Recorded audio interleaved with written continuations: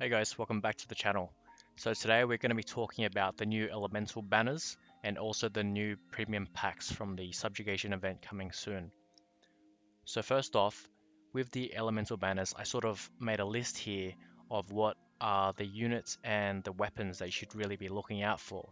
You know, if you decide to pull and you grab one of these, any of these that you see here, you're probably in a good place, right? You're probably very lucky. Um, this by no means is a completely comprehensive list. I may have missed a couple of weapons or two, but I will link the weapons tier list once again in the description so you guys can check out if you pull any of the weapons whether it's good or not. Um, Alright, so I want to just quickly make a sort of a tier list for these elemental banners, which ones are the best ones to summon on.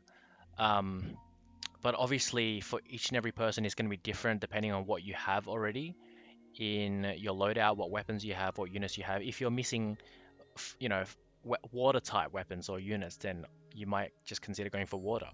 But I've placed that sort of at the bottom of the tier list here, okay? So just go depending on what you need. But right off the start, we have fire with both Abstract Griff and Fractured Prisoner. They're both absolutely incredible. So Abstract Griff is a very, very powerful unit in both PvP and PvE.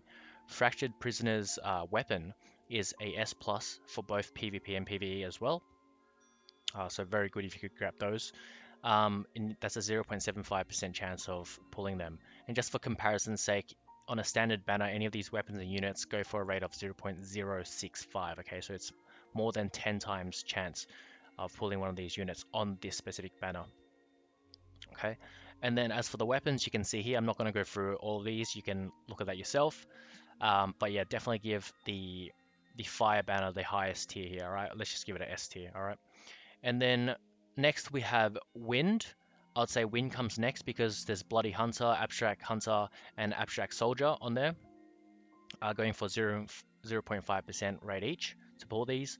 And obviously all of their weapons are very good. They all come with agility and vigor, or some great passives. Okay.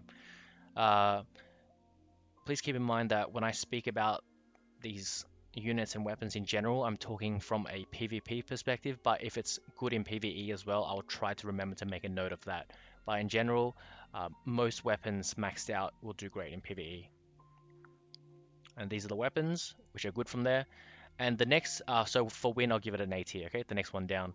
And then for light, that would be our third best banner to pull on, just in terms of the haul, in terms of the things that you can look out for. You can see we have Abstract Traveler and Abstract Captive at 0.375% each. This is a little bit lower just because there are more featured units on the light banner. But if you get any of those, you're going to be very happy. And these are the weapons here at 0.28% each. Right, and then next we will have the Dark banner, which none of the units I felt were really spectacular to kind of talk about, but um, yeah, there's nothing else I can really say about that. But the weapons, we have the Tormented Eviscerator, Tormented Shooter, and the Face of Death. 0.32% each, which is a fair bit higher than the other ones, except for Water. So Dark would be our fourth best banner, okay? What is that, a D tier? And then for the last one, we have the Water banner, which is for the unit, we have Abstract Assassin coming at 0.75%. She drops a really good weapon for defense builds, and it also has pretty fast weapon skill cooldown. This is for PvP. Uh, and as I said before, it's all the weapons are viable for PvE, all right? And for the weapon that you really want to find on the water banner is the Seabone Blade. We know that this is an S tier for PvP. It has very, very fast cooldown. It's got the fastest weapon skill cooldowns. I think a total of 29 seconds, 14 and 15. And you've got the highest rate of pulling this out of all the other weapon banners, 0.45%. And that's because there are less water weapons that are being featured. Okay. As an additional note, guys, um, these these are worth pulling, but I will mention that there are not pities for any of these elemental summons. So if you go to 200, you're not going to be able to guarantee yourself anything. So please keep that in mind. All right. Um, if you've been saving a lot of gems for for a banner that you like coming around and you can pity on, then this might not be the one for you. But as you can see here, I've saved up a fair bit, just over 300 summons, so I might actually do a couple on the light banner. Um, if I do well, I will record it. If I don't get anything, then we'll just let it be. I think that's all I want to talk about with the elemental summons. I really do. I'm absolutely digging these summons, guys. This is the best sort of summons that we've gotten, which are targeted towards things that, towards weapons or units that you may have missed and want now. They all come at a much higher rate than they originally did. For example, Abstract Griffin, Fractured Prisoner, when they came out on their own banners, they were only at 0.66%, if I remember correctly, but now they're right up at 0.75%. But that's with the pitiless banner, okay? No pity. Okay, so that's pretty much it for that. Hopefully I don't miss anything important. If I do, I'll come back to it. Next, we'll go into the premium shop and check out some of these new packs that have been made available. There's a lot, all right? This is the Subjugation money laundering session, all right? So how are you gonna spend your cash here? How are you gonna spend your hard-earned cash? There are some in here that I would recommend with an asterisk, and some of them I would outright not recommend. But at the end of the day, if you're reached this point in the video or you're still watching just out of curiosity's sake, you know that this is all about pretty much pay-to-play players. Okay, if you don't pay already, please don't feel inclined to just because I'm talking about these. I would just cover these mainly for those people who do already pay and use that as a baseline. First off, we have the Subjugation Pack A, which comes with around 10,000 gems, and you get 10 set of books to ascend or to limit break your 4-star units. Pretty expensive. This is all in Australian dollars, alright? So I think for USD it's $80 and $50. For Pack B, we have 5 books and I believe 6,100 paid gems. It's pretty expensive. I don't know if I'd recommend that.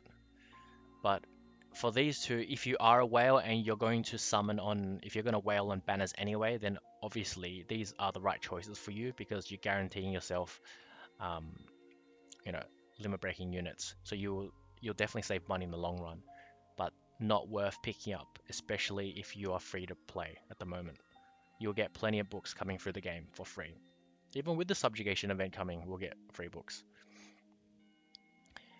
Pack C comes with Black Pearl, $80 or 80 AUD or 50 USD. Comes with 6,000 pay gems. Guys, I'll just totally ignore this, okay? Black Pearls, you can get that in game for free using arena coins, and also events give them out as well regularly. Pack D, I would ignore as well. You get character and weapon skill enhancements. It's too expensive. It's really not worth it. Ignore Pack E.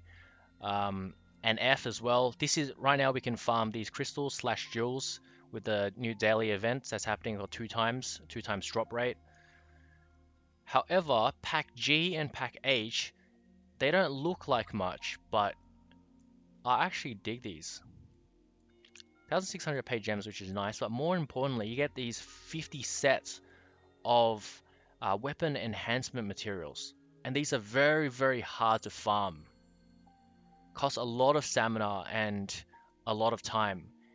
This for 20 Australian dollars, I don't know what that is in USD, but I would actually consider this for myself. Okay, I can't give you exact numbers of how long it takes for you to farm 50 of each of these, but a lot of stamina. You're basically trading these items for stamina and time, right? By buying this pack, you're basically saving on stamina and you're saving on time for money.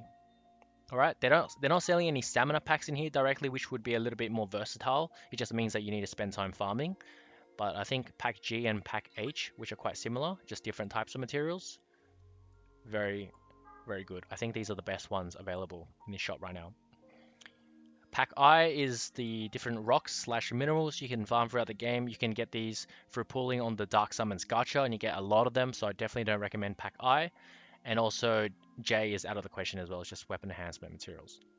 All right, that's pretty much it, guys. Trying to keep it nice and short these days. But yeah, if you have any questions, leave a comment. I will link my Discord. Come join the community and also that weapon tier list I was talking about before.